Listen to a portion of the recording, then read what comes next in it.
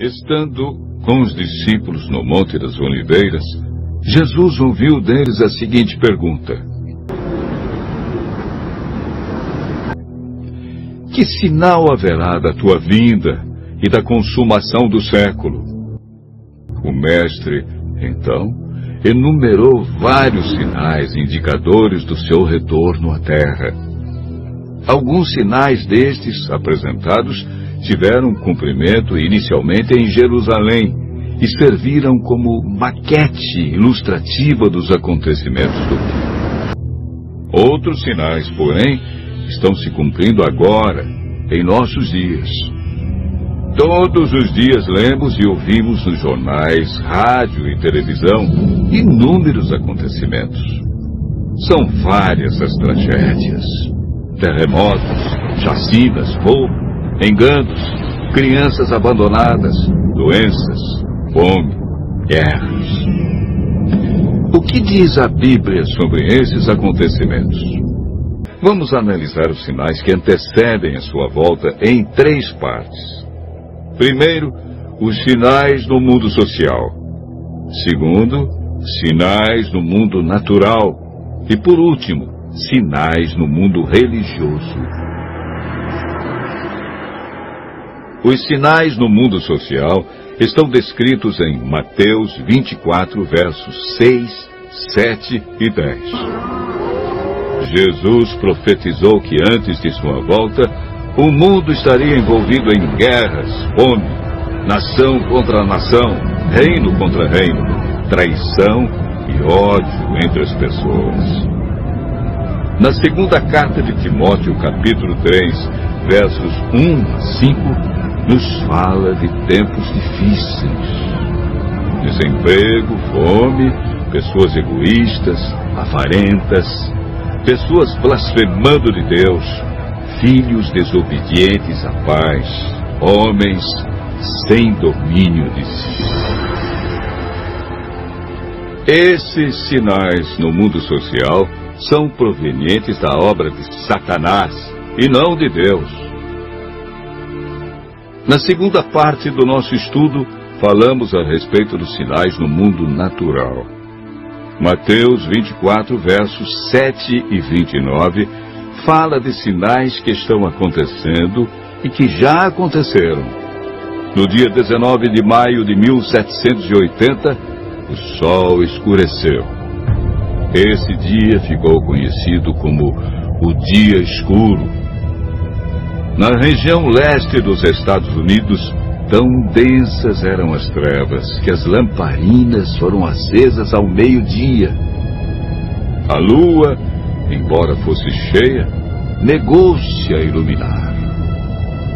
A ciência não conseguiu explicar esse fato sobrenatural, mas a Bíblia o apresenta como um dos sinais que antecede a vinda de Cristo. Em 13 de novembro de 1833, ocorreu uma deslumbrante queda de estrela jamais vista. Esses sinais já se cumpriram uma vez, mas antes da vinda de Jesus se repetirão com maior intensidade. Os sinais no mundo natural, como terremotos, enchentes e grandes calamidades que matam milhares de pessoas, indicam que Satanás está agindo até mesmo na natureza.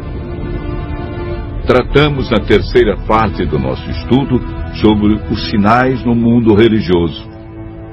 Mateus 24, versos 4 e 5, fala sobre o engano religioso que haverá no tempo do fim. Mateus, capítulo 24, verso 11, refere-se ao aumento das religiões. Somente no Brasil existem mais de 1.500 religiões cristãs. No mundo, são mais de 35 mil religiões cristãs. Jesus afirmou também que antes de sua vinda, os falsos cristos e falsos profetas operariam sinais e prodígios. Mas o que fazer diante de tantas religiões? O conselho de Jesus é claro. Ele diz: Acautelai-vos para que ninguém vos engane, porque muitos virão em meu nome e enganarão a muitos. Segundo Pedro 2, versos 1 a 3, fala da atitude de líderes religiosos que são movidos pela ambição e acabam usando a religião, a Bíblia, milagres e o nome de Deus para explorar as pessoas que os procuram em busca de curas, sinais e prodígios. Outro sinal no mundo religioso é encontrado em Mateus 24, verso 14. Apresenta o sinal de Deus que indica que o fim realmente chegou.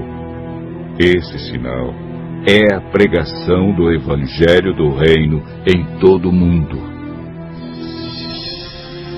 O apóstolo Paulo nos fala em Gálatas, capítulo 1, verso 6, de um outro evangelho que parece ser bíblico, mas não é.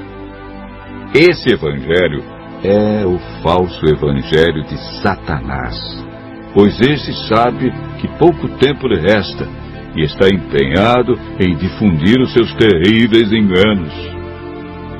O que devemos fazer para não sermos enganados diante de tantas religiões?